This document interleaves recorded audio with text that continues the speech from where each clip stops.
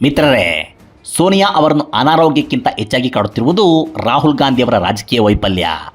ಹೌದು, ರಾಹುಲ್ ಪಕ್ಷವನ್ನು ಮೇಲೆತ್ತುವುದರಲ್ಲಿ ಸೋತಿರುವುದು, ಕಾಂಗ್ರೆಸ್ ದೇಶಾದ್ಯಂತ ಕುಸಿಯುತ್ತಾ ಸಾಗಿರುವುದು ಅಧಿನಾಯಕಿಯನ್ನು ಕಂಗೆಡಿಸಿದೆ. ಗಾಂಧಿ ಕುಟುಂಬದ ಚಾರ್ಮ್ ಮಸುಕಾಗಿರುವುದು ಆಕೆಯನ್ನು ನಿರಾಸೆಗೆ ದೂಡಿದೆ.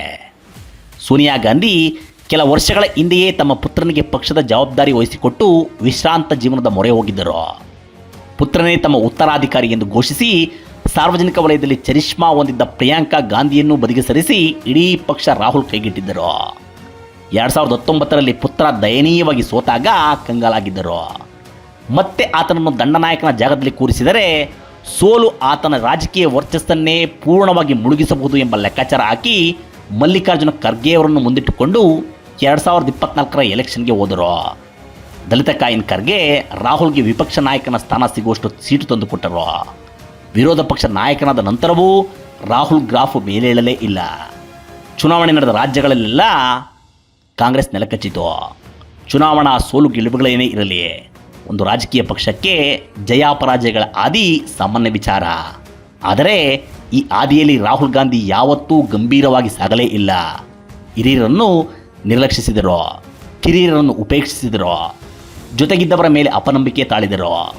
ವೇಗದ ನಿರ್ಧಾರ ಕೈಗೊಳ್ಳಬೇಕಾದಾಗ ವಿಳಂಬ, ದೃಢ ನಿರ್ಣಯ ತಾಳಬೇಕಾದಾಗ ಉಡಾಫೆ. ಜೊತೆಯಲ್ಲಿದ್ದ ಯುವ ನಾಯಕರನ್ನು ಪ್ರತಿಸ್ಪರ್ಧಿಗಳು ಅಂದುಕೊಂಡರು, ಹಿರಿಯರನ್ನು ಹೊರೆ ಅಂದುಕೊಂಡರು.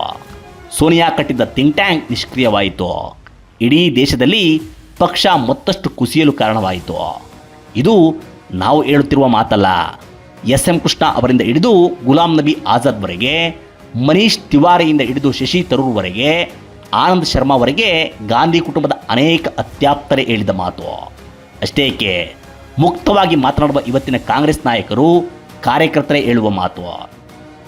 ಇಂತಹ ರಾಹುಲ್ ಗಾಂಧಿ ಜಮಾನದಲ್ಲಿ ಕಾಂಗ್ರೆಸ್ ಈಗ ಅಧಿಕಾರದಲ್ಲಿರುವುದು ಹಿಮಾಚಲ ಪ್ರದೇಶ, ಕರ್ನಾಟಕ ಮತ್ತು ತೆಲಂಗಾಣದಲ್ಲಿ ಮಾತ್ರ.